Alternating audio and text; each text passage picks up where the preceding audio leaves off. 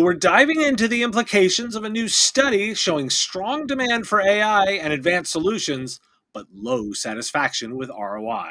What does that mean for MSPs and solution providers? How fast should MSPs embrace agentic AI, and how fast will they? And what will the MSP workforce look like in the future when AI takes over basic management tasks? Rich Freeman and Dennis O'Shea join me today. Welcome to the Business of Tech Lounge, the live version of the Business of Tech podcast. It's Wednesday, March 26, 2025. It's actually not. It's April 2nd, 2025. And I'm Dave Sobel. I'll take questions and comments throughout the show, so make sure to put them in chat. You know we're live. Those mistakes come right up. We'll take any questions and comments throughout the show. Now, I want to thank Sales Builder, our Patreon sponsor, whose support makes this show possible. Focus on your IT sales workflow with the power of automation and visit them at salesbuilder.com. That's BUILDR.com. And a reminder, I am keeping an eye on the chat. We'll take your questions and comments live. Now, Rich Freeman is a seasoned journalist and channel analyst focusing on the SMB, small and medium-sized business technology sector. He's the founder and executive editor of Channelholic, an online publication delivering news, insights, and analysis to managed service providers and the SMB channel. Rich, welcome back to the show. Well, thank you very much. Thanks for having me back. And I just assumed when you got the date wrong a moment ago, that was a delayed April Fool's Day prank. Is that the explanation? You know, let's totally go with that. That's exactly what I was going for.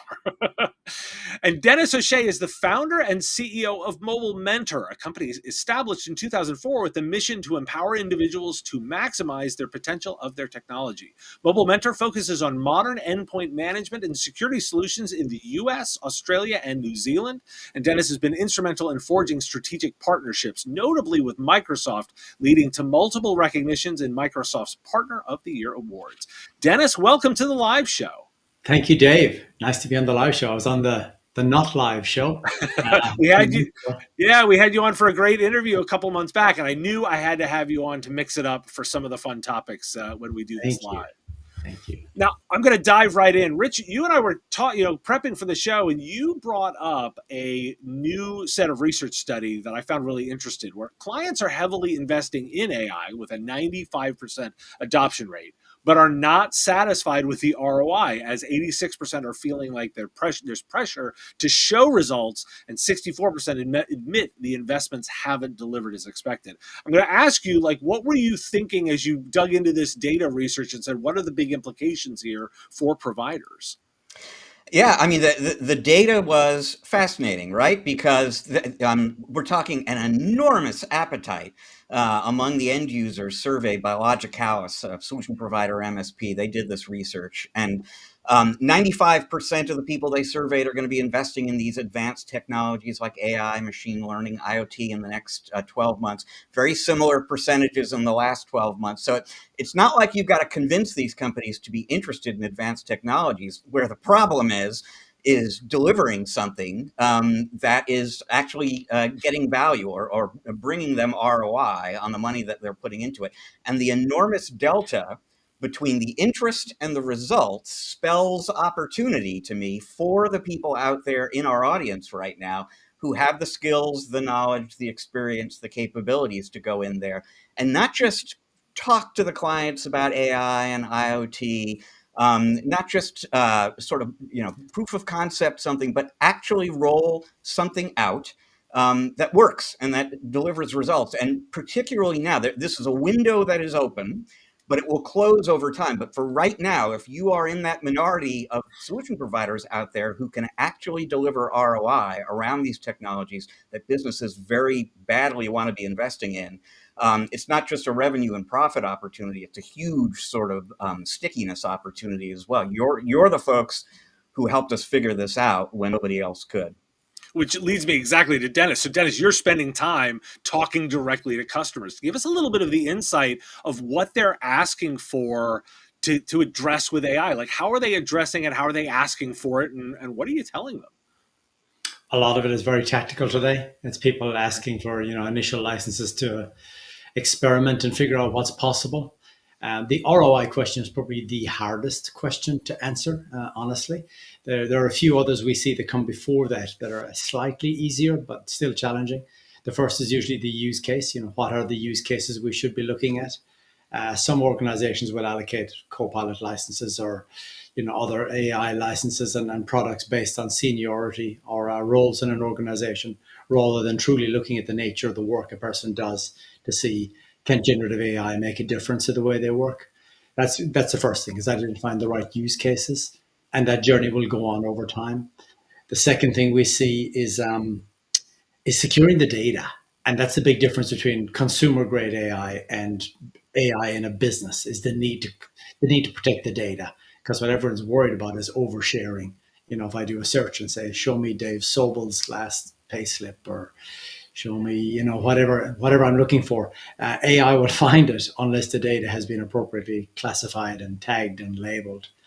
The third issue I think we see is empowerment, showing people what they can do, because it's not enough to just get the tools. Sometimes people need a bit of help to learn how to do good prompts. And the fourth is probably figuring out where organizations need to build agents, or how to extend their AI tools into their line of business applications. So the AI can reason over more data to be more useful in their environment. And that then gets them to the ROI question, which for many organizations is still unanswered. I think people intuitively feel like we're heading in the right direction.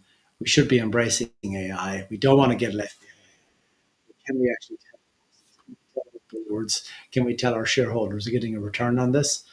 I haven't heard a good answer to that question yet. Now, I want to follow up that with a little bit of the thinking, because I would think that the data security questions are, maybe they almost are sales questions, right? That is a entire opportunity of preparing customers for AI. Yeah. Is that part of the conversation? Like, if you get into that, do you have to do that work first? Is it coming automatically? Give me a little sense of how that's playing out.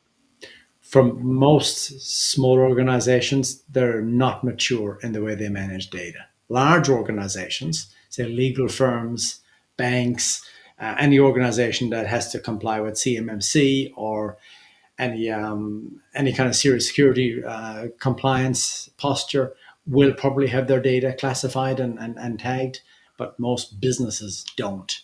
And so that's a real issue for them. And it's a prerequisite. Before rolling out AI tooling en masse in an organization, that issue needs to be addressed. Gotcha. Now, Rich, I'm going to throw it a little bit to you, because you actually spent some time talking to both solution providers and vendors on here. Give me a little bit of a sense of what that conversation looks like, particularly as I think about, like, from the same study, CIOs are noting that 94% of them see their role as strategic. Like, they're looking for that, to the end customers looking for that. How are you finding both the solution providers and the vendors preparing for that? Well, the interesting thing is I'm not sure that a huge portion of the solution providers, at least out there, are properly preparing for that. I think a lot of the conversation around AI right now with end users tends to be more product oriented, and so. And I say this in part because it's top of mind for me. My post coming up in a few days on Channelholic is going to be about vertical AI solutions.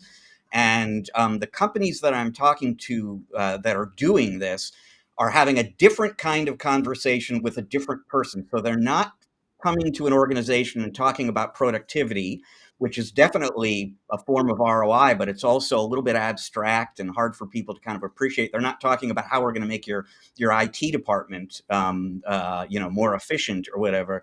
They're like, what is the most painful thing about being in your business? And let's talk about fixing that. Or one of the people I interviewed basically said, one of the questions, so their engagements always begin with an envisioning process. Before any conversation about data or security or anything like that happens, it's like, let's talk about your business needs and workflows and pain points. And one of the questions they like to ask is, what is your number one competitor really, really good at that you would like to be really, really good at too? Let's figure out how to do that. And so now you're not talking to the CIO, you're talking to the CMO, the CFO, the CEO, and you are very much talking about solutions as opposed to products. Gotcha. Which, Dennis, I want to get a little bit of your insights here, because one of the things that I'm starting to notice is I'm starting to watch the vendor interactions move into sort of what I would say two buckets around this. And the first is a group of people that understand, hey, there's a whole process here. You've got to lead to AI. There is data management to do first, all the things that you've outlined. And I've seen another group which are just talking about it as, oh, we need to find a way to bundle AI and sell it. And I would quickly classify like, okay, the first group gets it, Okay. and the second group How do I do that doesn't get again? it. Like, talk to me a little bit about the way that you're finding the interactions that you're having with your vendor partners around the way to go to market. Sure. So I guess in the enterprise space, what we're seeing is process focus. We see a lot of large organizations like the comment a moment ago, finding an intricate problem or an intricate process. And many cases, what I've seen is it might be a process in healthcare or real estate or manufacturing or supply chain that involves many different parties, many stakeholders, many contracts, many agreements, many dependencies, and AI being able to manage all that complexity better than human beings have done traditionally. That's probably an area where AI is really, really powerful, and the ROI story might be strongest. The productivity angle that we talked about a moment ago, that Rich talked about, that is certainly more challenging. Intuitively, people feel like I will be more productive with this, but I know people who have AI tooling in the environment set up correctly and don't use it very often unless prompted. Might use it in the browser, might do meeting recordings, but not a whole lot else. So the productivity ROI story is more challenging for most businesses, and I would say finding a complex process and putting AI on that might take longer, but the ROI is going to be stronger.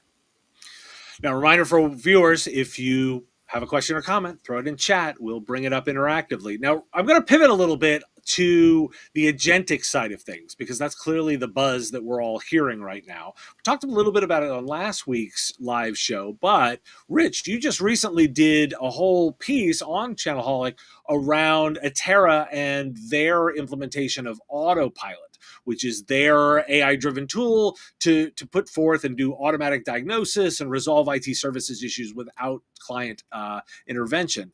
Give me a little bit of sense of kind of the broader agentic AI story as you're seeing it in the MSP space, as you're tracking it across multiple platforms.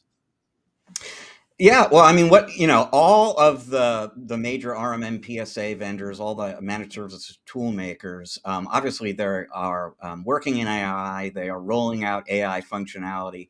They are all, to some degree or another, introducing functionality that can do what a technician would otherwise do on behalf of the MSP. By and large, those vendors are very reluctant to just sort of turn the AI loose and let it do something fully autonomously. And if you kind of get into the weeds of what agentic AI really is, it's that autonomy piece, the fact that the software is working entirely on its own. It's not asking for permission, or it diagnoses, it resolves, it documents entirely on its own, unless it needs assistance with something, runs into a roadblock. And so by and large, the vendors out there aren't really comfortable doing that. And I think a lot of MSPs, most MSPs, aren't really comfortable with that either right now. Atera is kind of out front there right now. They, sometime back, introduced an RMM feature they call Copilot, which works very much like Copilots and any other solution that we use out there right now, just in terms of doing the easy stuff on behalf of a technician, helping technicians get more done, be more productive. They're in the very, very final stages of beta testing a newer feature that they call Autopilot right now. And Autopilot is, as far as I can tell, a truly agentic technology, meaning that in a lot of cases, not all by any means, but in a lot of cases, it will just handle the entire ticket on its own. And there's no question in my mind that this is where this industry is headed right now. And the big question is just, how soon do we get there? And the existence of Autopilot tells you the technology is not the roadblock. I think the roadblock is going to be how comfortable are the vendors with introducing that kind of technology, given that things theoretically could go very, very wrong, and how comfortable are the MSPs in adopting it for the same reason. Oh, which also extends out to the customers. Dennis, like, this almost feels like it's robotic process automation, amped up with caffeine and energy drinks to a level of, that goes to all the way out. And I would think that there are natural both process and people resistance that would go through the entire stem. Both at an organization like yours and at the customer side. Like, tell me a little bit about the way that you're viewing agentic. Like, how far along are we? How real is it? And how much is it hype? Before getting to that, can I just share with you a funny insight into what Rich was sharing before, and that Of the course. autopilot and copilot, the confusion that's being created in the marketplace is astounding. Because you're probably aware, autopilot is a technology that most MSPs are using to automate the setup of Windows machines. It's a Microsoft product. So Right. now we've got apparently an AI product called Autopilot. Copilot is the Microsoft name for their AI tool. And I know HubSpot also have a Copilot tool. And so now we just found out that Atera have a Copilot tool. We are really doing a great job when it comes to confusing our this is customers and this making is an them. industry that has always been bad at Yeah, naming things. yeah, we're setting ourselves up for some incredible confusion here. We have multiple autopilots and co-pilots everywhere. But getting back to your question, agentic AI, I'm not seeing it in small business in the Okay. MS. As an MSP, I'm not seeing it. A lot of our business is also working with large enterprises. Microsoft brings us into a lot of their clients. They help with more complex stuff. Yes, we are seeing some of the large organizations, a small number deploying a huge number of agents, like really aggressive in their rollout of agents and large teams and forward leaning. Typically, professional service firms, pharmaceutical firms with a very heavy research bias. But for most small, medium sized businesses, no, we're not seeing a lot of agentic AI yet. So let's step that back one level back in the process then. How much are you thinking about it potentially from your vendor? There are vendors that are starting to talk about it in this space. Oh, yeah. How comfortable are you with this idea, or how are you looking at it within your own organization? Good question. We just signed a contract with a guy who's going to come in and build our first internal agents. He starts 1st of May, I believe. And he's going to be reporting to somebody else who starts on April 8th, who's going to be overseeing that area. So we're investing in it.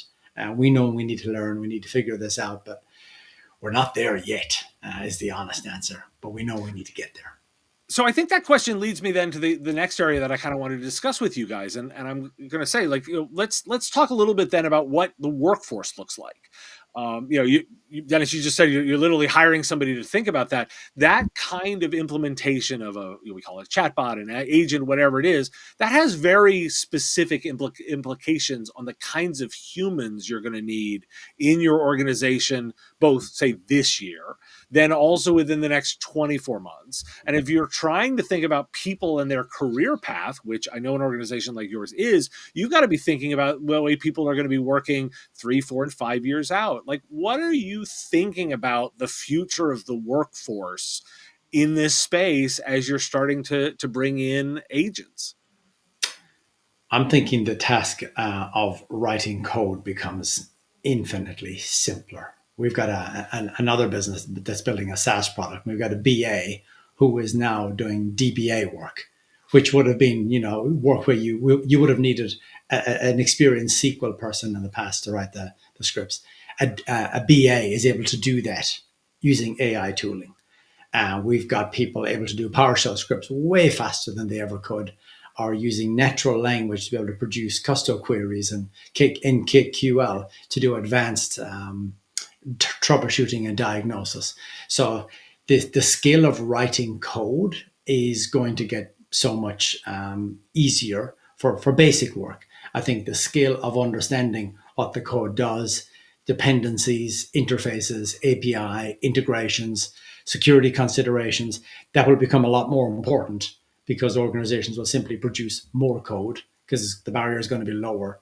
So somebody previously who might have been a low code, no code operator will now suddenly be able to produce a lot more code. So the need for oversight, security, good interfaces and APIs and managing all that integration. So really the architecture layer, I think that's going to become way more important going forward. Now, Rich, you just recently talked to Elliot Hyman over at Lyra Technology Group, who's part of Evergreen. He's been a guest on on my show as well, and he was talking a little bit about the fact that he's got little clarity into this. I know you've been thinking about this some. Where are you thinking MSPs are going to be going with their hiring? Yeah, it was a really interesting conversation. This is just a few weeks ago. I was interviewing Elliot at a conference that Evergreen was doing in Austin, Texas. And I mean, for folks who don't know, this is a very large organization he's running. I don't know if he's got hundreds or thousands of employees, but this is a very big organization. And Elliot is very experienced, really knows the industry well. During the interview, no great surprise, we got to talking about AI. And at one point in that conversation, he sort of looked off into the middle distance and said, I think half to himself rather than to me, I don't know what my people are going to be doing 5 years from now. And the point wasn't, I don't know if I'm going to have people. I'm going to have people. They're just not going to be doing what they're doing today, right? And I don't know what they're going to be doing. So if you've got level 1s and level 2s now, you will not 3 to 5 years. That role won't exist. There will be all sorts of customer support roles that don't exist anymore. And if, I'll just say this. I mean, if someone like Elliot does not know what that workforce looks like 3 to 5 years from now, I certainly don't either. I'll give one thought, though, just to kind of create some sense for how different the workforce might look 5 years from now. Some months back, I was interviewing a Forrester analyst about agentic AI, and he was talking about how agentic is just going to completely change IT management for IT departments as well as for MSPs. And he was sort of saying, that the help desk stuff is pretty much all going to be done by agents a few years from now. But there's going to be a person. So if you've got, I don't know, depending on the size of the company, dozens, hundreds of agents out there doing all sorts of different things at any given time, you're going to have somebody on the team who is monitoring and sort of supervising, overseeing the agents, making sure that they're doing what they're supposed to and running properly. They're going to be doing, exception handling, maybe escalation to level 3. They're going to be really good at prompt engineering and refinement. So you're going to have what I will call, an agent wrangler on the team 3 to 5 years from now. That role doesn't exist today, but everyone is going to have it 3 to 5 years from now. And then the question becomes, what other new roles are needed? And, if you freed up all those level 1s and level 2s, what are they doing that they can't do today because they're resetting passwords? I'm going to throw out an idea for both of you, and I want to get a little bit of your reaction to this, particularly because, I talk to a lot of business owners, but one of the interesting things, particularly in my YouTube Shorts content more than anything, I hear from a lot of younger members of our community, the people that are earlier in their career. And I think they would be asking, like, hey, what are those people look like? And I would say that for most, that the biggest value you can bring in an IT firm right now is someone who can both understand technical concepts and then communicate that effectively, spoken word and written word, to other humans, being a translator. Dennis, I'm seeing you immediately sort of nod. Like, I would sort of say, like, for those individuals and organizations that are looking to future-proof, is that sort of the balance of talent that you should be thinking about? Or is there another set of skills that you're really thinking about? Dennis, you're nodding.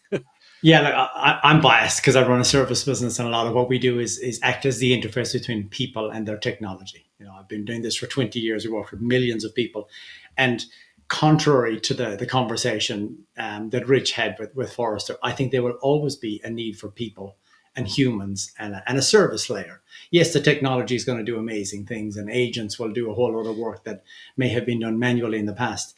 But human beings will still need to talk to somebody from time to time.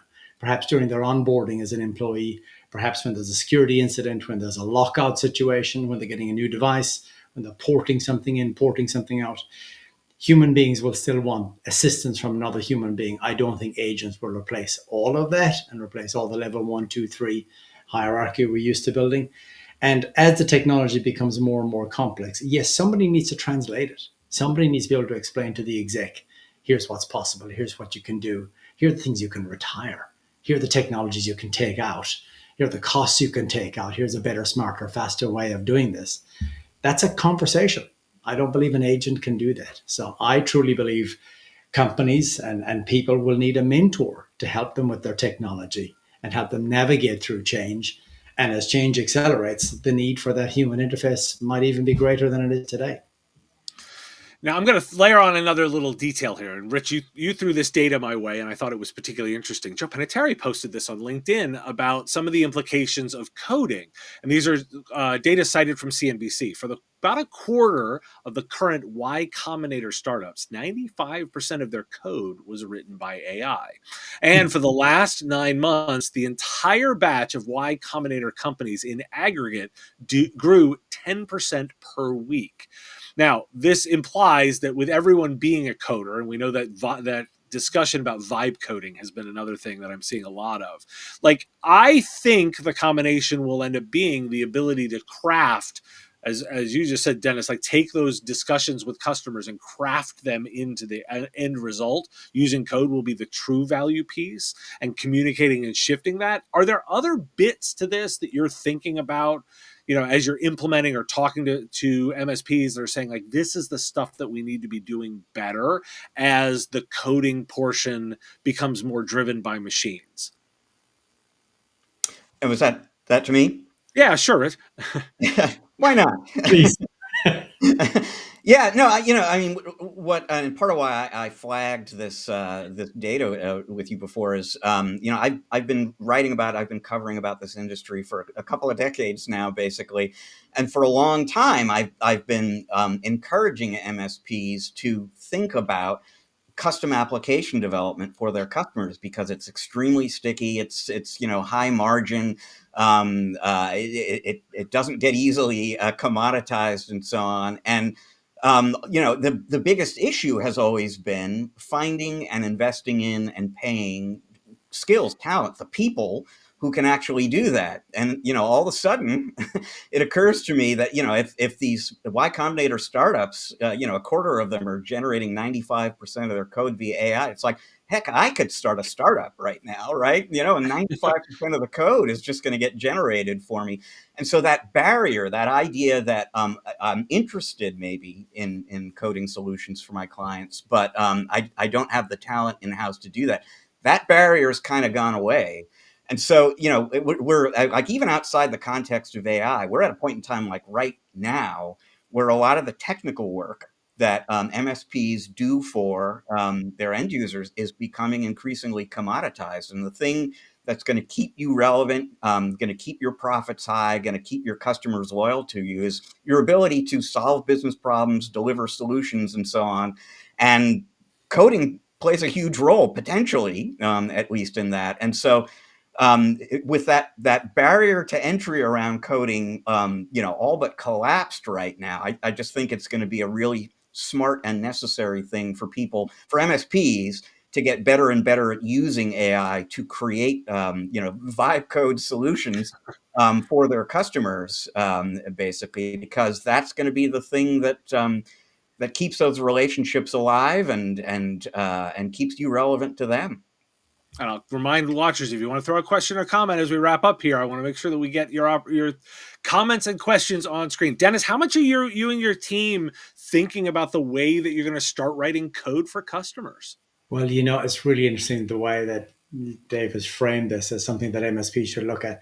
We did this. So I have some experience to share here. About 2012, we decided we should start building mobile apps because we had a lot of clients who wanted enterprise apps with integration into their line of business applications. So we got into the business of building mobile apps, and we hired a team of developers, started managing code and doing all of that. And we got out of it 3 years ago because we found it to be such a difficult business, and it had so many things that ran a bit counter to running a good MSP and a good consulting practice. And if you think about it, doing coding, as you said, it's going to become commoditized because AI is going to do a lot of the coding. But where the coding leads is to a product. The customer isn't interested in just paying for developers on a monthly or annual basis. They're doing it to build a platform or build a product or roll something out. So it leads to product management, which is ultimately a very different business with different KPIs to running an MSP. We all know the MSP, the KPIs that run a good, solid, profitable MSP. They're very different to the KPIs to manage a software product and make that successful. So our experience was that we found the two to be quite challenging to do together, and we saw that over time, one of the things we were developing became a product, and so we spun it out as a completely different company, different ownership, and now they're running their own path and growing that SaaS company with the KPIs that matter and that they need to chase, which have nothing to do with serving customers or talking to people or getting customer satisfaction scores. It's all about they never want the customer to talk to them. They want the software and the product to take care of everything. And so we separated the two, having taken Rich's advice almost 15 years ago. We ultimately ran that course and then decided to split them. So now we're a pure play MSP and services company, and the other is a pure play software company that doesn't provide any service. So the obvious follow-up there is how much opportunity do the two organizations have to partner to work on customers together? We have, in our case, we have some, because some organizations do still have a relationship with our organization for security, for example. So the services side can take care of that. But increasingly, the software product, it's in the forestry industry, that is attracting and managing its own customers without any interface with the service business. And that's the long-term trajectory. Gotcha. Well, guys, I know we could go do this all day long, but I want to be respectful of both your and our listeners' time. So I'm going to sort of wrap it up with, for Rich, like, what's the big thing you're working on that we can keep an eye out for on Channel Holic upcoming? Well, like I said, in just a couple days' time, I'll be writing about vertical AI solutions and folks who are having a lot of success in that and how that kind of looks different from other AI offerings that MSPs are doing right now. And Dennis, I know you've got an interview that has been on this show before. Thanks for joining me. If people are interested in talking a little bit more and getting more of your perspective, what's the best way for them to reach out? LinkedIn is the only platform I'm active on, or my company address is mobile-mentor.com. You can get me at Dennis at mobile-mentor.com. Well, guys, I really appreciate you both joining me. I will preview for listeners that Elliot will be on a panel coming in June to mix it up here on the live show. So we will keep this conversation ongoing. Thank you both for spending some time with me today. Absolutely my pleasure. Thank you. Pleasure. Now, I want to preview another conversation. Hiran Hasmukh, who's the CEO of TechQuivity, discussed with me some insights on the evolution of IT asset management, from their origins delivering it via smart locker solutions to a comprehensive software platform that enhances organizational efficiency. He discussed with me the critical lessons learned from a data breach they had, the importance of maintaining accurate inventory, and we discussed how AI and automation are set to revolutionize asset management in the near future. Here's a preview of that interview. For us, we feel that AI would be an extension to your IT team versus replacing. From a lot of use cases, from a lot of our customers, what we see is you still need that human touch, that human element in a lot of pieces of the pie, whether it's in procurement, managing your devices, even through security. That you still need some kind of human element there to make decisions, but the AI can help drive some of those decisions based on looking at historical data that's coming out of the tool. So give me a little bit, you're leaning more into the idea of automation or data reporting. Like where do you think the biggest gain is going to be in terms of where you spend your time? Automation for sure. If we can use AI to save time in an IT department, they can focus on some of the bigger things, some of the more heavily security related aspects or things of that nature versus the day-to-day operations, assigning devices and seeing where they're at. If an AI tool can help you take care of those items, then we can focus on the bigger pieces. My Patreon supporters already have this interview if you want to grab it now. It'll drop on the weekend and on YouTube on the podcast feed. If you want to listen, I really do encourage you to dive in and grab it. Visit patreon.com/MSP Radio to get access right now. Now, I want to thank Sales Builder, our Patreon sponsor, whose support makes the show possible. Focus on your IT sales workflow with the power of automation and visit them at salesbuilder.com. That's BUILDR.com. And vendors, you too can get your name mentioned on the live show. It's a simple monthly subscription. Visit patreon.com/MSP Radio for more information. And listeners, You can support the show too. The best way to do it, like, share, and follow on your favorite platforms. It really does make a difference. Make sure you've hit the subscribe button or the follow button on whatever platform is your favorite, and it goes a long way to helping us out. Or support directly on Patreon with our Give What You Want model. You set what you think the content is worth, and you get access to my videos early. If you have a question and are listening to the recording, send it in at question@mspradio.com. Thanks for joining me for the Business of Tech Lounge, and I will see you next time.